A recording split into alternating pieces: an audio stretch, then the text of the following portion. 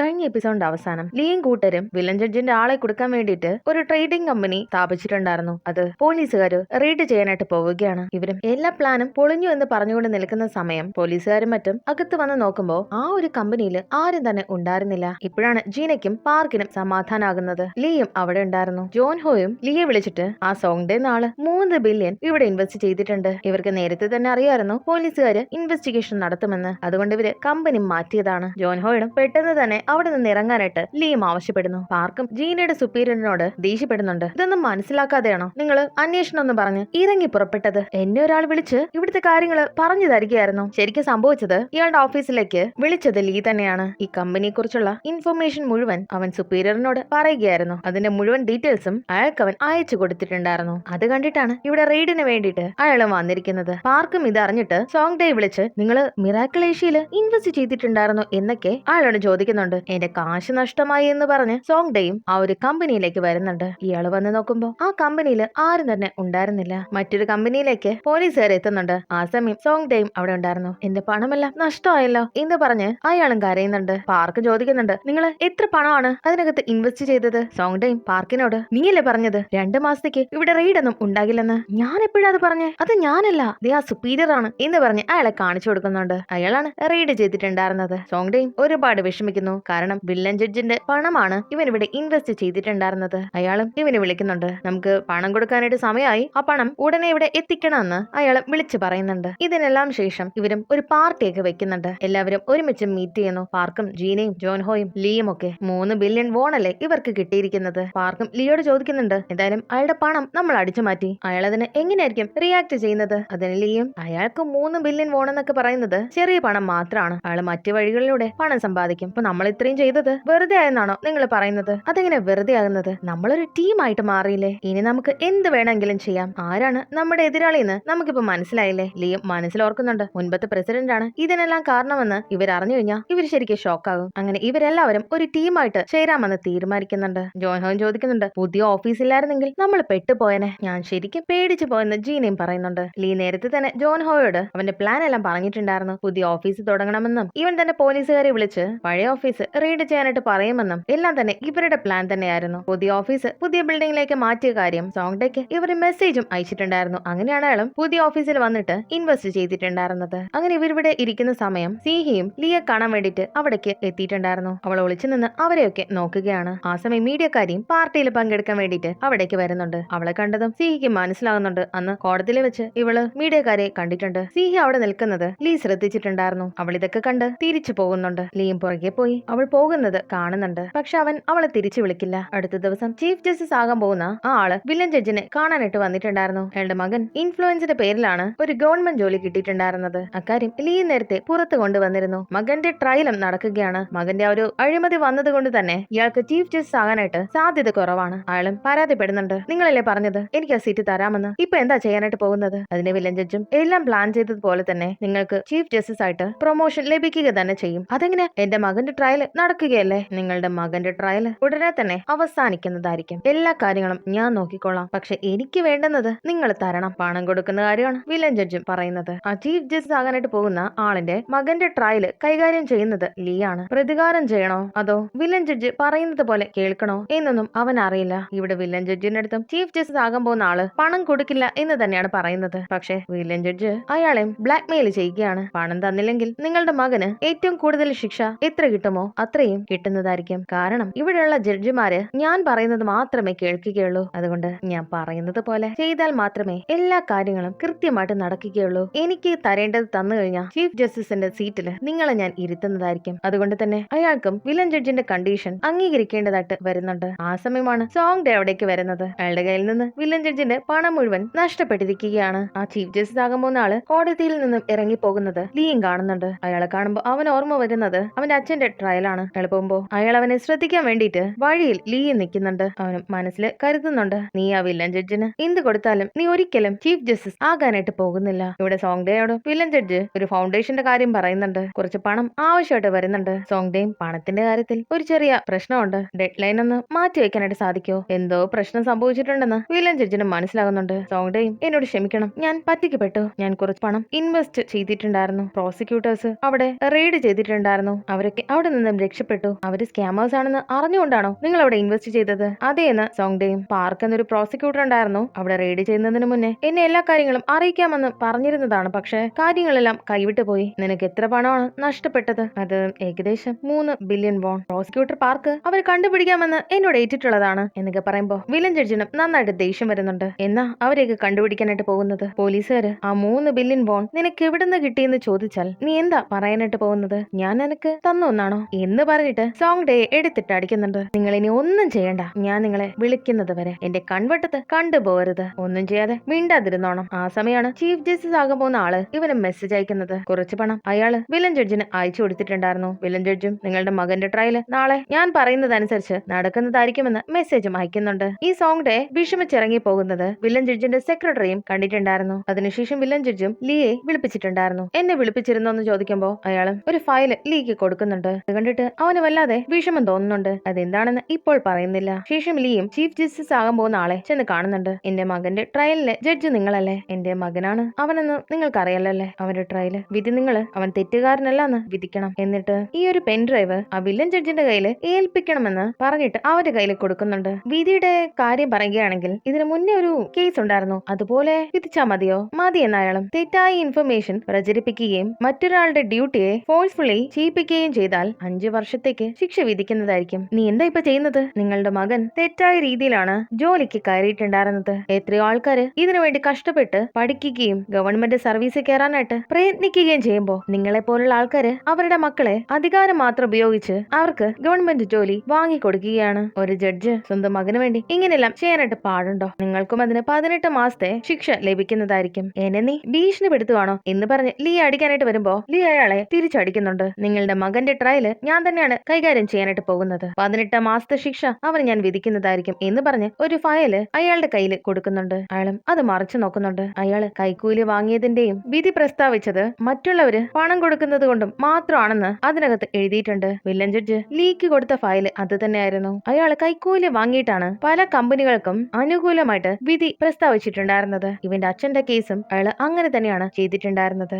S ഗ്രൂപ്പിന്റെ CEO ആയ ടെസിക്കിനെ നിങ്ങൾക്കറിയാമോ? നിങ്ങൾ ശരിയായി വിധി പ്രസ്താവിച്ചിരുന്നെങ്കിൽ അന്നത്തെ ആ ഒരു കേസിൽ ആ ഒരു വ്യക്തിക്ക് 18 മാസം ജയിലിൽ കിടക്കേണ്ടതായിട്ട് വരില്ലായിരുന്നു. നിങ്ങൾ നശിപ്പിച്ചത് ഒരു കുടുംബത്തെയാണ്. ആ 18 മാസം ആ കുടുംബം എന്തുമാത്രം അനുഭവിച്ചുവെന്ന് നിങ്ങൾക്കറിയാമോ? അപ്പോഴാണ് അയാൾക്കും കുറച്ച് കാര്യങ്ങൾ മനസ്സിലാകുന്നത്. അപ്പൊ നീ ശരിക്കും ആരാണ്? ലീം എന്റെ അച്ഛനെതിരെയാണ് നിങ്ങളെന്ന് വിധി പ്രസ്താവിച്ചിട്ടുണ്ടായിരുന്നത്. അതുകൊണ്ട് ഞാൻ നിന്നോട് ക്ഷമ ചോദിക്കണമെന്നാണോ പറയുന്നത്? അങ്ങനെ പറഞ്ഞിട്ടും കാര്യമൊന്നുമില്ലല്ലോ. സംഭവിക്കാനുള്ളത് സംഭവിച്ചില്ലേ? എന്തൊക്കെ വന്നാലും ശരി എന്റെ മകന്റെ ട്രയല് നീ പണം വാങ്ങിയിട്ടല്ലേ ചെയ്യാനായിട്ട് പോകുന്നത്. നിനക്കെന്താ ഇതിൽ നിന്നും കിട്ടുന്നത്? ഞാനാണ് അടുത്ത ചീഫ് ജസ്റ്റിസ് ആകാനായിട്ട് പോകുന്നത്. അതുകൊണ്ട് പഴയ കാര്യങ്ങളൊന്നും ഓർമ്മിച്ചുകൊണ്ട് ഇങ്ങോട്ടേക്ക് വരണ്ട. നിനക്ക് ഭാവിയിൽ നല്ല കാര്യങ്ങൾ ഞാൻ ചെയ്തു തരുന്നതാണ്. എനിക്ക് ഭാവിയല്ല പ്രധാനം. ഇപ്പൊ എന്ത് സംഭവിക്കുന്നു എന്നുള്ളതിലാണ് കാര്യം. അത് പ്രതികാരമായാലും നീതിയായാലും നിങ്ങളെ പോലുള്ള ഒരാള് ഒരിക്കലും ജഡ്ജിന്റെ വേഷം അണിയാനായിട്ട് പാടില്ല. എനിക്ക് പറയാനുള്ളത് നിങ്ങൾ ഈ സ്ഥാനത്ത് നിന്നും റിസൈൻ ചെയ്യണം. എന്നാൽ മാത്രമേ നിങ്ങളുടെ മകന് മോചനം ലഭിക്കുകയുള്ളൂ. എനിക്ക് ശരിക്കും നിന്നെ കൊല്ലണമെന്നുണ്ട് എന്നൊക്കെ പറഞ്ഞ് ലീയും അവിടെ നിന്ന് പോകുന്നുണ്ട്. ഈ കേട്ട കാര്യങ്ങളൊക്കെ ചീഫ് ജസ്റ്റിസ് ആകാൻ പോകുന്ന ആള് വില്ലൻ ജഡ്ജിനോട് പോയി ചോദിക്കുന്നുണ്ട്. നിങ്ങൾ മനഃപൂർവ്വം അവനെ എന്റെ അടുത്തേക്ക് പറഞ്ഞു വിട്ടതല്ലേ? അവൻ എന്താ എന്നോട് പറഞ്ഞതെന്ന് അറിയാമോ? റിസൈൻ ചെയ്യാനായിട്ട്. വില്ലൻ ജഡ്ജിനും അത് ഇഷ്ടമാകുന്നുണ്ട്. നിങ്ങൾ എന്നോട് കളിക്കുകയാണോ? ഇതൊക്കെ പഴയ കാര്യങ്ങളല്ലേ? എന്തൊക്കെ തെറ്റായ കാര്യങ്ങള് നിങ്ങൾ ചെയ്തിട്ടുണ്ട്. ചെറിയൊരു നാണക്കേട് വന്നെന്ന് പറഞ്ഞ് കുഴപ്പമൊന്നുമില്ല. വാക്കായിരിക്കും. മകന്റെ ട്രയല് ഞാൻ നോക്കിക്കൊള്ളാമെന്ന് പറഞ്ഞിരുന്നതല്ലേ? അങ്ങനെ അയാളും അവിടെ നിന്ന് പോകുമ്പോ സെക്രട്ടറി അവിടേക്ക് വരുന്നുണ്ട്. സോങ്ഡേയുടെ കാര്യമാണ് എനിക്ക് പറയാനുള്ളത്. അയാള് സ്റ്റോക്കിൽ ഇൻവെസ്റ്റ് ചെയ്യുന്ന കാര്യം എനിക്കറിയാം. പക്ഷെ ഇങ്ങനെയൊക്കെ അയാൾ ചെയ്യുന്നു ഞാൻ ഒരിക്കലും കരുതിയില്ല. അതിനെ വില്ലൻ ജഡ്ജും അതിന് നിങ്ങൾ എന്തിനാ വിഷമിക്കുന്നത്? ഞാനല്ലേ അവന്റെ കയ്യിൽ പണം കൊടുത്തിട്ടുണ്ടായിരുന്നത്. ഞാനത് ശ്രദ്ധിക്കേണ്ടതായിരുന്നു. 3 ബില്യൺ വോണൊന്നും വലിയ തുകയല്ല. നഷ്ടപ്പെട്ടത് നമുക്ക് എന്തായാലും തിരിച്ചു കിട്ടും. ആ സമയം ലീയും അവിടേക്ക് വരുന്നുണ്ട്. ആ സമയം സെക്രട്ടറിയും ഒരു കാര്യം ആലോചിക്കുന്നുണ്ട്. നേരത്തെ വില്ലൻ ജഡ്ജ് സെക്രട്ടറിയോട് ഒരു കാര്യം പറഞ്ഞിട്ടുണ്ടായിരുന്നു. സോങ്ഡേയിലെ കയ്യില് അത്രയും പണമുണ്ടെന്ന് എനിക്കും നിനക്കും ലീക്ക് മാത്രമേ അറിയാമായിരുന്നുള്ളൂ. നമുക്ക് ശരിക്കും ലീ ആരാണെന്ന് കണ്ടുപിടിക്കേണ്ടതായിട്ടുണ്ട്. അവനെ വിശ്വസിക്കാൻ കൊള്ളാമോ എന്ന് നമുക്കറിയില്ലല്ലോ. ലീയും അവിടേക്ക് വന്ന് വില്ലൻ ജഡ്ജിനെ കണ്ടിട്ട് ആ ഒരു ചീഫ് ജസ്റ്റിസ് ആകാൻ പോകുന്ന ആള് ഇവന്റെ കയ്യിൽ കൊടുത്തിട്ടുണ്ടായിരുന്ന പെൻഡ്രൈവ് വില്ലൻ ജഡ്ജിന്റെ കയ്യിൽ കൊടുക്കുന്നുണ്ട്. നിങ്ങളത് പ്ലേ ചെയ്ത് നോക്കിയിരുന്നോ എന്ന് ചോദിക്കുമ്പോ ലീം ഇല്ലെന്നാണ് പറയുന്നത്. എനിക്ക് ആ ചീഫ് ജസ്റ്റിസ് ആകാൻ പോകുന്ന ആള് എന്താണ് തരാനായിട്ട് പോകുന്നതെന്ന് നിനക്ക് അറിയണമെന്ന് തോന്നിയിട്ടുണ്ടായിരുന്നില്ലേ? അത് ഞാൻ അറിയേണ്ട കാര്യമില്ലെന്ന് എനിക്ക് തോന്നി. ഇത് ഡിജിറ്റൽ യുഗമല്ലേ? നീ ഇത് തുറന്നു നോക്കിയിട്ടുണ്ടായിരുന്നെങ്കിൽ ഇതിനകത്ത് നമുക്ക് അറിയാനായിട്ട് സാധിക്കുമായിരുന്നു. അത് കുറച്ച് തെളിവുകളായിരുന്നു. മുൻപത്തെ പ്രസിഡന്റിന്റെ അഴിമതികളെ കുറിച്ച്. ഇവനും ഇത് മറ്റാരും ഓപ്പൺ ചെയ്തിട്ടുണ്ടോ എന്ന് നോക്കുന്ന സമയം ആരും അത് തുറന്നു നോക്കിയിട്ടില്ല, കോപ്പിയും ഉണ്ടാക്കിയിട്ടില്ലെന്ന് വില്ലൻ ജഡ്ജിനും മനസ്സിലായി. മനസ്സിലായിട്ടുണ്ടായിരുന്നു. ശരിക്കും ഇവനെ വിശ്വസിക്കാൻ കൊള്ളാമോ എന്ന് വില്ലൻ ജഡ്ജും പരിശോധിച്ചതായിരുന്നു. നിന്റെ പ്രായത്തിലുള്ള ആൾക്കാർക്ക് ക്യൂരിയോസിറ്റി കുറച്ച് കൂടുതലായിരിക്കും. ഈ പെൻഡ്രൈവ് ഓപ്പൺ ചെയ്തിട്ടുണ്ടായിരിക്കുമെന്ന് ഞാനും വിചാരിച്ചതാണ്. സെക്രട്ടറിക്ക് മനസ്സിലായി ഇവനിത് ഓപ്പൺ ചെയ്തിട്ടില്ല. അപ്പോഴാണ് മറ്റൊരു കാര്യം കാണിക്കുന്നത്. ശരിക്കും ഇവന് ക്യൂരിയോസിറ്റി ഉണ്ടായിരുന്നു. ചീഫ് ജസ്റ്റിസ് ആകാൻ പോകുന്ന ആള് എന്താണ് വില്ലൻ ജഡ്ജിന് കൈമാറിയിട്ടുണ്ടായിരുന്നതെന്ന് അതറിയാൻ വേണ്ടിയിട്ട് മീഡിയക്കാരോട് ഈ പെൻഡ്രൈവിനെ കുറിച്ച് അവൻ ഡിസ്കസ് ചെയ്തിട്ടുണ്ടായിരുന്നു. അവളാണ് ഇത് തുറന്നു കഴിഞ്ഞാൽ നിങ്ങളിത് ഓപ്പൺ ചെയ്തിട്ടുണ്ടെന്ന് ഇതിൽ നിന്ന് മനസ്സിലാക്കാനായിട്ട് സാധിക്കും. അതുകൊണ്ടാണ് അവനിത് ഓപ്പൺ ചെയ്ത് നോക്കാത്തത്. ഒരു തെറ്റായ പ്രവൃത്തി മതി ഇത്രയും നാള് കൊണ്ടുവന്ന വിശ്വാസം തകിടം മറിയാൻ വേണ്ടിയിട്ട് എന്നവനും അറിയാമായിരുന്നു. അതുകൊണ്ട് തന്നെ വില്ലൻ ജഡ്ജിനും ഇവനെ കുറച്ചുകൂടി വിശ്വാസമായിട്ടുണ്ട്. ശേഷം വീട്ടിൽ വന്നിട്ട് ലീയും അച്ഛന്റെ കൂടെ തന്നെ ഇരിക്കുന്നുണ്ട്. അവൻ വർഷങ്ങളായിട്ട് മനസ്സിൽ കൊണ്ടു നടന്ന ഒരു സംശയം അവൻ അച്ഛനോട് ചോദിക്കുന്നുണ്ട്. അന്ന് ആ പ്രൊട്ടസ്റ്റ് നടന്ന ആ ഒരു ദിവസം അച്ഛൻ ഓർമ്മയുണ്ടോ? അച്ഛനന്ന് വീണ സമയത്ത് എന്നെ കണ്ടിരുന്നോ എന്നാണ് അവന് സംശയം. വർഷങ്ങളായിട്ട് അവൻ ഉള്ളിൽ കൊണ്ടു നടന്ന ഒരു സംശയമാണത്. അച്ഛൻ ആ സമയം അവനെ കണ്ടിരുന്നു എന്ന്. ശരിക്കും അയാള് അവനെ കണ്ടിട്ടുണ്ടായിരുന്നു. അവനെ മനസ്സിലായിട്ടുണ്ടായിരുന്നു. കൂടുതൽ കാര്യങ്ങളൊന്നും അതിനെക്കുറിച്ച് പറയണ്ട. സംഭവിച്ചതെല്ലാം സംഭവിച്ചു പോയല്ലേ, ഇനി അതിനെക്കുറിച്ച് ഓർത്തിട്ട് ഒരു കാര്യമില്ല എന്നൊക്കെ പറഞ്ഞ് അവനെയും സമാധാനിപ്പിക്കുന്നുണ്ട്. എനിക്ക് ഇപ്പൊ കുഴപ്പമൊന്നുമില്ലല്ലോ, നീ അതിനെക്കുറിച്ച് ഓർത്ത് വിഷമിക്കുകയൊന്നും വേണ്ട. പക്ഷെ അവൻ ഇപ്പോഴും ആ ഒരു കുറ്റബോധമുണ്ട്. എനിക്കിനി എത്ര കാലം ഉണ്ടാകുമെന്ന് അറിയില്ല. ഇങ്ങനെ എനിക്കങ്ങ് ജീവിച്ചാൽ മതിയായിരുന്നു. അച്ഛനും അമ്മയുടെ അടുത്തേക്ക് വരുന്നുണ്ട്. നിനക്ക് പെൺകുട്ടി ഓർമ്മയുണ്ടോ? ഞാൻ ചീലിൽ നിന്ന് വന്നിട്ട് അധിക ദിവസമൊന്നും ആയിട്ടുണ്ടായിരുന്നില്ല. അവളിവിടെ നമ്മളെ കാണാനായിട്ട് വന്നിട്ടുണ്ടായിരുന്നില്ലേ? ഞാൻ അവളെ എങ്ങനെ മറക്കാനാ? അപ്പോഴാണ് ഒരു കാര്യം കാണിക്കുന്നത്. അവിടെ വന്നിരുന്നത് ജീനയായിരുന്നു. അവളുടെ അച്ഛൻ തെറ്റായ മൊഴി കൊടുത്തത് കൊണ്ടാണ് ലീയുടെ അച്ഛന് ജയിലിലേക്ക് പോകേണ്ടതായിട്ട് വന്നിട്ടുണ്ടായിരുന്നത്. അതിന് ക്ഷമ ചോദിക്കാൻ വേണ്ടിയിട്ടാണ് അവള് ലീയുടെ അച്ഛനെ അമ്മയും കാണാൻ വേണ്ടിയിട്ട് ഇവിടേക്ക് വന്നിരിക്കുന്നത്. അവൾ ഒരു ലെറ്റർ അവർക്ക് കൊടുക്കുന്നു. എന്നോട് നിങ്ങൾ ക്ഷമിക്കണം എന്ന് പറഞ്ഞ് അവളും ഓടിപ്പോകുന്നുണ്ട്. എന്റെ അച്ഛനൊരു ചീത്ത മനുഷ്യനൊന്നുമല്ല, അദ്ദേഹത്തെ കൂടുതലായിട്ടും വെറുക്കരുതേ എന്ന് പറഞ്ഞിട്ട് അവള് പോകുന്നുണ്ട്. അവരെ ലെറ്റർ വായിച്ചു നോക്കുമ്പോ അതിനകത്ത് ഞാൻ ജീനയാണ്, സോക്ടയുടെ മകളാണ്. അദ്ദേഹം മൊഴി കൊടുത്തുകൊണ്ടാണ് നിങ്ങൾക്ക് കുറ്റക്കാരനാകേണ്ടി വന്നത്. എന്റെ അച്ഛൻ അങ്ങനെ സംഭവിച്ചതിൽ നിങ്ങൾക്കൊരു പങ്കുമില്ലെന്ന് എനിക്കറിയാം. എന്നെ ഒറ്റയ്ക്കാണ് അദ്ദേഹം വളർത്തിയിട്ടുണ്ടായിരുന്നത്. അദ്ദേഹം തെറ്റായ കാര്യങ്ങളാണ് ചെയ്തിട്ടുണ്ടായിരുന്നത്. പണത്തിന് വേണ്ടി എന്ത് വേണമെങ്കിലും ചെയ്യുമായിരുന്നു. പക്ഷെ എന്നെ സംബന്ധിച്ചിടത്തോളം അയാൾ ചെയ്തുകൊണ്ടിരിക്കുന്നത് ഒന്ന് നിർത്തിയിരുന്നെങ്കിലെന്ന് ഞാൻ ആലോചിച്ചിട്ടുണ്ട്. ഞാനിത് തുറന്നു പറഞ്ഞു കഴിഞ്ഞാൽ അദ്ദേഹത്തിന് വിഷമമായെങ്കിലോ എന്ന് പറഞ്ഞാണ് ഞാനൊന്നും പറയാതിരിക്കുന്നത്. ശരിക്കും നിങ്ങള് അച്ഛനോട് ക്ഷമിക്കണം എന്ന് പറഞ്ഞിട്ടാണ് അവൾ ആ ഒരു ലെറ്റർ ലീയുടെ അച്ഛനമ്മയ്ക്കും കൊടുത്തിട്ടുണ്ടായിരുന്നത്. ഇവരും ഓർക്കുന്നുണ്ട് അവളുടെ പേര് ജീന എന്നല്ലേ. അവളുടെ അച്ഛനോട് ക്ഷമിക്കാനായിട്ട് നമ്മളോട് അവള് പറഞ്ഞിട്ടുണ്ടായിരുന്നു. അന്ന് അവൾക്ക് എന്തെങ്കിലും കഴിക്കാനെങ്കിലും നമുക്ക് കൊടുക്കായിരുന്നു. ഇപ്പൊ അവള് എവിടെയാണോ ആവോ. ആ സമയം ജീനയ്ക്ക് ഒരു കോള് വന്നിട്ടുണ്ടായിരുന്നു. ഇവള് വന്ന് നോക്കുമ്പോ ഹോസ്പിറ്റലില് ഇവളുടെ അച്ഛനെ കിടത്തിയിരുന്ന സ്ഥലത്ത് അയാളെ കാണാനില്ല. ആ സമയം ഒരു സിസ്റ്റർ ഇവളെ വിളിച്ചുകൊണ്ട് ഒരു VIP വാർഡിലേക്ക് പോകുന്നുണ്ട്. നിങ്ങൾ ഈ സമയത്തിന് ഇവിടെ വിളിച്ചു വരുത്തിയതില് ഞങ്ങളോട് ക്ഷമിക്കണം. പെട്ടെന്ന് ഇവിടേക്ക് നിങ്ങളുടെ അച്ഛനെ മാറ്റേണ്ടി വന്നതാണ്. ശരിക്കും ഇതിന്റെ പുറകില് IS കൺസ്ട്രക്ഷന്റെ CEO ടെസിക്കായിരുന്നു. അയാളെ പറഞ്ഞിട്ടാണ് ആ സിസ്റ്റർ ജീനയെ ഇവിടേക്ക് വിളിച്ചു വരുത്തിയിട്ടുണ്ടായിരുന്നു. അതിന് ആ സിസ്റ്ററിന് പണവും കൊടുത്തിട്ടുണ്ടായിരുന്നു. ഇത് ജീനയ്ക്ക് മനസ്സിലായിട്ടുണ്ടായിരുന്നു. അങ്ങനെ VIP വാർഡിൽ നിന്നും അവളുടെ അച്ഛനെയും കൊണ്ട് നോർമൽ റൂമിലേക്ക് അവളും കൊണ്ടുപോകുന്നുണ്ട്. അവിടുത്തെ നഴ്സുമാരൊക്കെ ഇവളും വഴക്ക് പറയുന്നുണ്ട്. എന്റെ അനുവാദം ഇല്ലാതെ അച്ഛനെ റൂം മാറ്റാനായിട്ട് നിങ്ങളോട് ആരാ പറഞ്ഞത്? ആ സമയം ടെസിക്കിന്റെ വക്കീല് അവിടേക്ക് എത്തിയിട്ടുണ്ടായിരുന്നു. അങ്ങനെ അയാളെ കാണാൻ വേണ്ടിട്ട് അവളും പോയിട്ടുണ്ടായിരുന്നു. നീ ഒന്നും കൊണ്ട് പേടിക്കണ്ട, ഞാൻ കാരണമാണ് അയാൾ അങ്ങനെ കിടക്കേണ്ടി വരുന്നത്. അദ്ദേഹത്തിന്റെ മെഡിക്കൽ ബിൽസിനെ കുറിച്ച് ഓർത്തോ ഒന്നും തന്നെ നീ വിഷമിക്കണ്ട. ഇവളെ റിവെഞ്ച് ചെയ്യുന്നത് അച്ഛനെ ആ ഒരു അവസ്ഥയില് ഇയാളെ തള്ളിയിട്ടത് ഉണ്ടെന്നാണ് ഇവനും മനസ്സിലാക്കിയിരിക്കുന്നത്. കുറച്ച് പണം കൊടുത്താ ഇയാൾക്കെതിരെ അവള് തിരിയില്ലെന്നാണ് ഇയാളും വിചാരിച്ചു വെച്ചിരിക്കുന്നത്. നീ എന്ത് ജീവിതാ ഈ നയിക്കുന്നേ? നീ ഒരുപാട് ബുദ്ധിമുട്ടുന്നില്ലേ? അപ്പോഴാണ്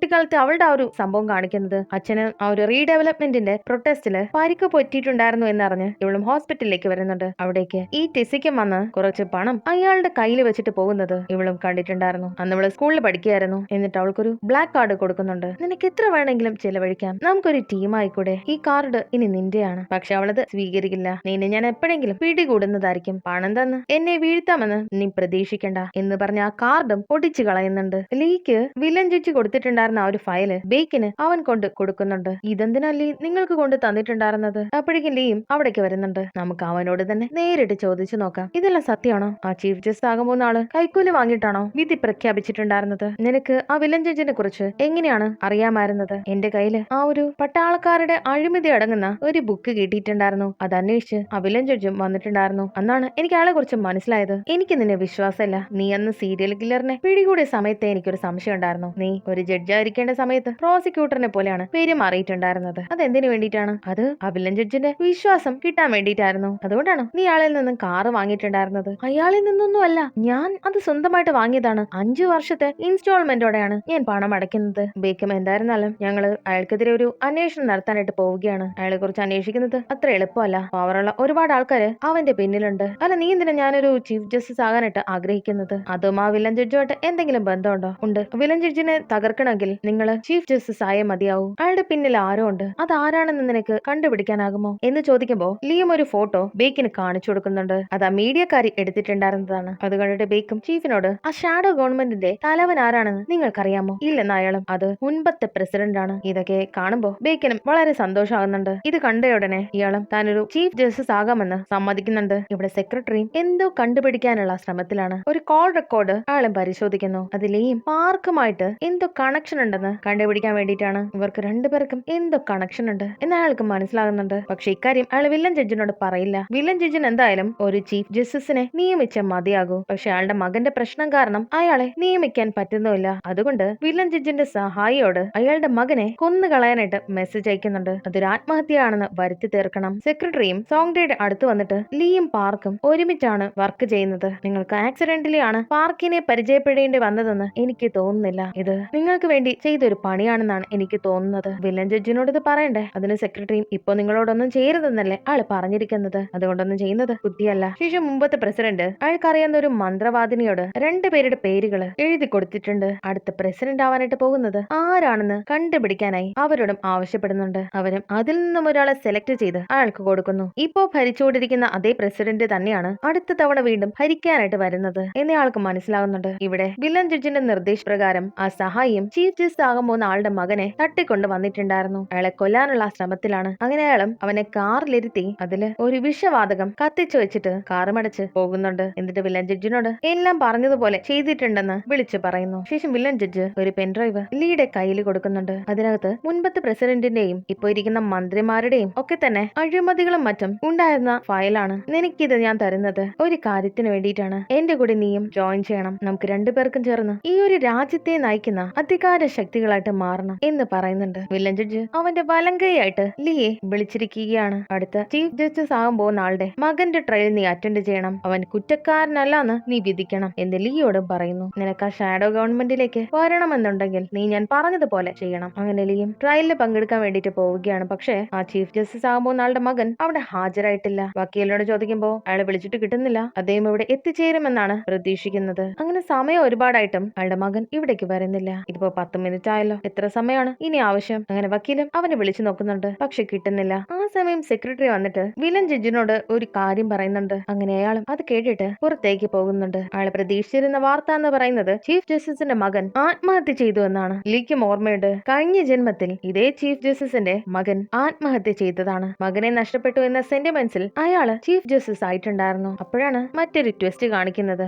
ആ ചീഫ് ജസ്റ്റിസിന്റെ മകൻ മരിച്ചിട്ടുണ്ടായിരുന്നില്ല. അവനൊരു പ്രസ് കോൺഫറൻസ് വിളിച്ചിരിക്കുകയാണ്. ഞാൻ ഗവൺമെന്റ് സെക്ടറിലേക്ക് ജോലിക്ക് കയറിയത് അധികാരം ഉപയോഗിച്ചിട്ടാണ്. എന്നോട് നിങ്ങൾ ക്ഷമിക്കണം. നിങ്ങൾ എന്നാണ് നിങ്ങളുടെ ആപ്ലിക്കേഷൻ ആ ഒരു സെക്ടറിലേക്ക് കൈമാറിയത്? അത് ഞാൻ ജോലിക്ക് കയറിയ അതേ ദിവസം തന്നെയാണ് എന്റെ ആപ്ലിക്കേഷൻ ഞാൻ കൊടുത്തിട്ടുണ്ടായിരുന്നത്. അപ്പോഴാണ് മറ്റൊരു കാര്യം കാണിക്കുന്നത്. വില്ലൻ ജഡ്ജിന്റെ സഹായം കാറിൽ വെച്ചവനെ കൊല്ലാനായിട്ട് നോക്കിയിട്ടുണ്ടായിരുന്നു. പക്ഷേ ജോൺ ഹോ അവനെ രക്ഷപ്പെടുത്തിയിട്ടുണ്ടായിരുന്നു ലീയുടെ നിർദ്ദേശപ്രകാരം. അങ്ങനെ അവനെ രക്ഷിച്ചുകൊണ്ട് ജോൺ ഹോയും വരുന്നുണ്ടായിരുന്നു. ലീയും അവനെ കാണാനായിട്ട് വരുന്നു. എന്തിനാ നിങ്ങൾ എന്നെ കിഡ്നാപ്പ് ചെയ്യാനായിട്ട് വന്നത്? ജോൺ ഹോയും നീ എന്തിനാ മനസ്സിലാക്കി വെച്ചിരിക്കുന്നത്? നിന്നെ ഞാൻ രക്ഷിച്ചുകൊണ്ട് വന്നതല്ലേ. നിന്നെ കൊല്ലാൻ ശ്രമിച്ച ആള് വീണ്ടും നിന്റെ പിന്നാലെ വരും. എന്തിനാ അവരൊക്കെ എന്നെ കൊല്ലാനായിട്ട് നോക്കുന്നത്? നിന്നെ കൊല്ലാനായിട്ട് നോക്കുന്ന ആൾക്കാരുടെ ഉദ്ദേശം നിന്റെ അച്ഛൻ ചീഫ് ജസ്റ്റിസ് ആയിട്ട് കയറണമെന്നാണ്. അതിന് നീ ഒരു തടസ്സമായിട്ട് നിൽക്കരുതെന്ന് കരുതിയാണ് അവര് നിന്നെ കൊല്ലാനായിട്ട് നോക്കുന്നത്. നിനക്ക് ജീവിക്കണമെന്ന് താല്പര്യമുണ്ടോ? എന്നാൽ ഞാൻ പറയുന്നത് പോലെ നീ ചെയ്യണം. അങ്ങനെയാണ് അവന് പ്രസ് കോൺഫറൻസ് നടത്തുന്നത്. എന്റെ അച്ഛനാണ് ഇതിന്റെ എല്ലാം പിന്നിൽ. അയാൾ കാരണമാണ് എനിക്ക് ജോലി കിട്ടിയിട്ടുണ്ടായിരുന്നത്. ഇത് വലിയൊരു വാർത്തയാകുന്നുണ്ട്. അതുകൊണ്ട് തന്നെ ഇനി ചീഫ് ജസ്റ്റിസ് ആകാനായിട്ട് ഈ ആൾക്ക് സാധിക്കില്ല. അതുകൊണ്ട് തന്നെ അയാളുടെ ജോലി റിസൈൻ ചെയ്യുന്നുണ്ട്. വില്ലൻ ജഡ്ജിന് ഇതൊരു വലിയ തിരിച്ചടിയായിരുന്നു. അത് മാത്രമല്ല മീഡിയ ആ ചീഫ് ജസ്റ്റിസ് ആകാനായിട്ട് പോകുന്ന ആളുടെ എല്ലാ അഴിമതികളും പുറത്തു കൊണ്ടുവന്നിട്ടുണ്ടായിരുന്നു. അതുകൊണ്ട് അടുത്ത കാൻഡിഡേറ്റ് ആയിട്ട് വരാനായിട്ട് പോകുന്നത് ബേക്കാണ് എന്ന് മന്ത്രിമാരും അറിയിച്ചിട്ടുണ്ടായിരുന്നു. വില്ലൻ ജഡ്ജും ലിയോട് പറഞ്ഞിരുന്നത് പോലെ തന്നെ ആ ഷാഡോ ഗവൺമെന്റിലേക്ക് അവനെയും കൂട്ടിക്കൊണ്ട് പോകുന്നുണ്ട്. നീ ഇത് കണ്ട് അതിശയിക്കരുത്. അവിടെ ഉന്നത സ്ഥാനത്തിരിക്കുന്ന പല ആൾക്കാരും എത്തിയിട്ടുണ്ടായിരുന്നു. ലിയും അവിടേക്ക് വരുന്നു. അവരെല്ലാരെയും കാണുന്നു. അവിടെ ഇരിക്കുന്നവരെ വില്ലൻ ജഡ്ജും അവനെ പരിചയപ്പെടുത്തുന്നു. അവിടേക്ക് ഇവരുടെ സഹായികള് കുറച്ച് ബാഗുകളും മറ്റും കൊണ്ടുവരുന്നുണ്ട്. എന്നിട്ട് ഇവരെല്ലാവരും തട്ടിച്ചും വെട്ടിച്ചും ഉണ്ടാക്കിയ കുറെ പണം അതിലേക്ക് അവരും കൊണ്ട് ഇടുന്നുണ്ട്. ഇത് നാഷണൽ ഇന്റലിജൻസ് സർവീസിന്റെ സ്പെഷ്യൽ ആക്ടിവിറ്റി ഫണ്ടാണ്. ലീയും ഇതൊക്കെ കണ്ട് അതിശയിക്കുന്നുണ്ട്. ഇത് പ്രോസിക്യൂഷൻ സ്പെഷ്യൽ ആക്ടിവിറ്റി ഫണ്ട്, ഇത് ministry of defence special activity fund എന്ന് തുടങ്ങി രാജ്യത്തിന്റെ പുരോഗതിക്ക് വേണ്ടി മാറ്റി വെക്കേണ്ട പണം അവിടെ കൊണ്ടുവന്ന് നിക്ഷേപിക്കുന്നുണ്ട്. ഇതുവരെ പിരിച്ചെടുക്കും. ഇവർ ഇത്രയും വലിയ അഴിമതി കാണിക്കുമെന്ന് ലീ ഇവിടെ നേരിട്ട് കാണുകയാണ്. ഇവിടെ വെച്ച് എപ്പിസോഡ് അവസാനിക്കുന്നു.